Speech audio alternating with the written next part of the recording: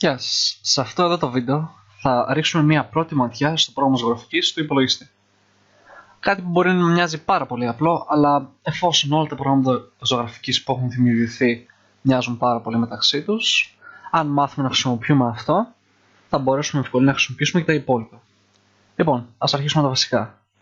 Αυτή εδώ πέρα η άσπρη περιοχή που βρίσκεται το ποντίκι μου ονομάζεται περιοχή σχεδιάσης ή ο canvas. Εδώ πέρα πάνω θα ζωγραφίζουμε.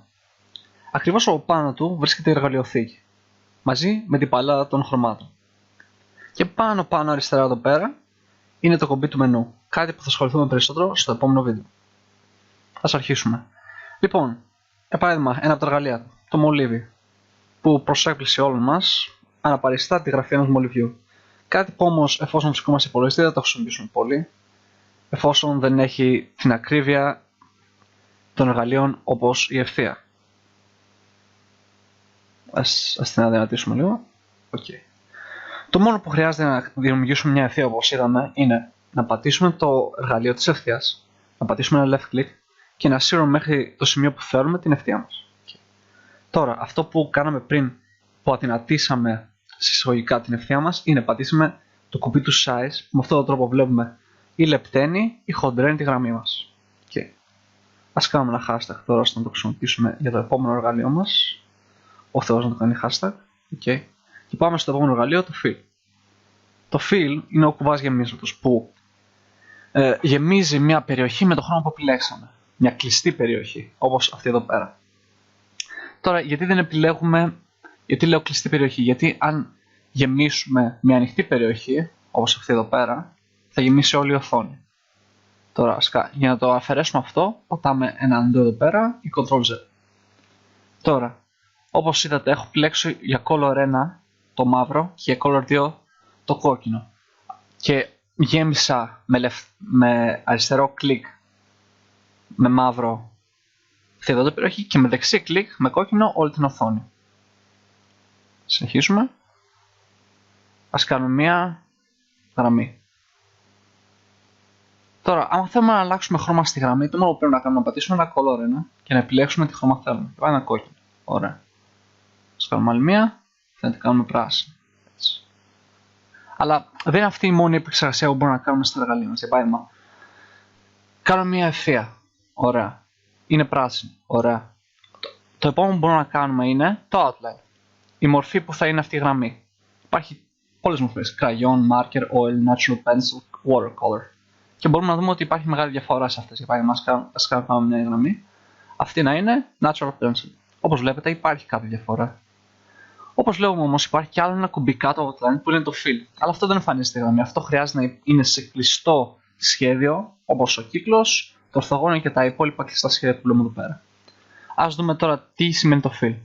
Κάνουμε ένα κύκλο και βλέπουμε ήδη το fill υπάρχει ήδη γιατί αντιστοιχεί στο color 2. Τώρα, αυτό μπορούμε να το κάνουμε crayon, marker, oil, natural pencil. Okay. Ας κάνουμε τον επόμενο κύκλο. Αυτή τη φορά ας επιλέξουμε να είναι oil. Βλέπουμε ακριβώς τη διαφορά που υπάρχει. Μπορούμε να δούμε τη διαφορά εντελώς καλώς και στο solid color που υπάρχει σε αυτό το κλειστό σημείο. Ας τα επιλέξουμε τώρα όλα αυτά για να τα κάνουμε διαγραφή. Πατάμε απλώς το select. Μην ξεχάσουμε να το κάνουμε αυτό άσπρο. Πατάμε ένα delete. Ωραία. Τώρα ας δημιουργήσουμε ένα σχέδιο, γιατί όλα αυτά που κάναμε ήταν τα βασικά, για να σας δείξουμε τις ελλείψεις, τα ορθογώνια, τις ευθείες κτλ. Λοιπόν, πρώτα τα ρυθμίσουμε ώστε να είναι όλα solid. Okay. Για να κάνουμε ένα σχέδιο, για παράδειγμα ένα πρόσωπο, πάλι θα ασχοληθούμε με αυτά τα πράγματα, δεν θα χρειαστούμε κάτι πολύ από τα pencil κτλ. Αυτό που θέλουμε τώρα, για παράδειγμα, για ένα πρόσωπο, είναι ένα κύκλο για να κάνει το πρόσωπο. 2 μάτια. Μια μύτη. Και τη μύτη. Και ένα χαμόγελο. Τώρα που επιλέξαμε την ευθεία για χαμόγελο, βλέπουμε ότι δεν αντιστοιχεί περισσότερο σε χαμόγελο. Δεν μπορούμε να το κάνουμε ούτε χαρούμενο ούτε λυπημένο. Ας το κάνουμε delete και αυτό θα πάμε στο εργαλείο curve.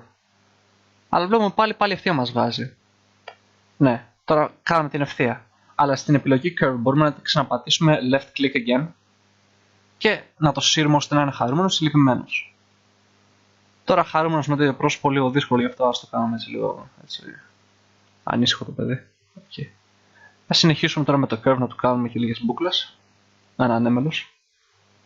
Ωραία. Τώρα αν θέλουμε να το επιλέξουμε κάπου, απλώς το επιλέγουμε και το σέρνουμε μόλις τελειώσει. Μόλις τι κάνουμε. Εγώ να το ξανακάνουμε ξανά εδώ πέρα.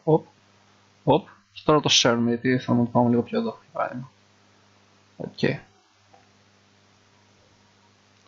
Τώρα, γιατί θέλουμε να το κάνουμε για ένα καπελάκι, πρέπει, αλλά δεν υπάρχει χώρο προς τα πάνω, γι' αυτό θα το κάνουμε select και το σύρουμε προς τα κάτω. Okay.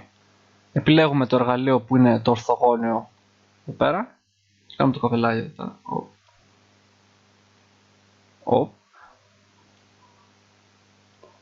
Και τώρα πάμε για το fill. Επιλέγουμε το χρώμα που θέλουμε και αρχίζουμε.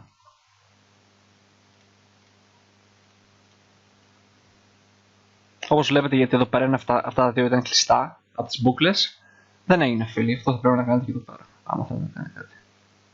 Πατήθηκε. Άμα πατήσουμε μια κλειστή γραμμή, θα γίνει fill το περιεχόμενο το ίδιο. Όπως είδαμε, όλο το σχέδιο είναι το ίδιο. Αυτό κάνουμε ένα undo εδώ πέρα. Okay. Τώρα, αυτά που δείξαμε πριν για το fill και τα outline και τα colors εδώ πέρα θα μας χρειαστεί τώρα που θα κάνουμε τις κόρες των ματιών. Επιλέγουμε το κύκλο πάλι, επιλέγουμε αυτό εδώ πέρα, solid και επιλέγουμε για το color 1 το γαλανό και για το color 2 το μαύρο και κάνουμε τις κόρες των ματιών όπως βλέπουμε εδώ πέρα. Το color 2 αντιστοιχεί για το fill που είναι από μέσα και το color 1 για το outline. Και τώρα το κάναμε πάνω. Ωραία, τώρα που δημιουργήσαμε ένα πρόσωπο, ο Θεός να το κάνει σχέδιο αυτό, πάμε να το κάνουμε ένα save, να το αποθηκεύσουμε. Όπως είπαμε στην αρχή, υπάρχει το κουμπί εδώ πέρα πάνω αριστερά του μενού που το πατάμε και βγαίνει η επιλογή Save As. Επιλέγουμε το Save As και πάμε εκεί πέρα που θέλουμε να το επιλέξουμε, να το αποθηκεύσουμε και πατάμε την ονομασία του. Πρόσωπο για παράδειγμα. Ωραία, Save. Και αυτό ήταν για αυτό το βίντεο. Σας ευχαριστώ πολύ και θα σας ξαναδώσω στο επόμενο βίντεο που θα ασχοληθούμε με αυτή την εικόνα που αποθηκεύσαμε και όχι μόνο. Ciao.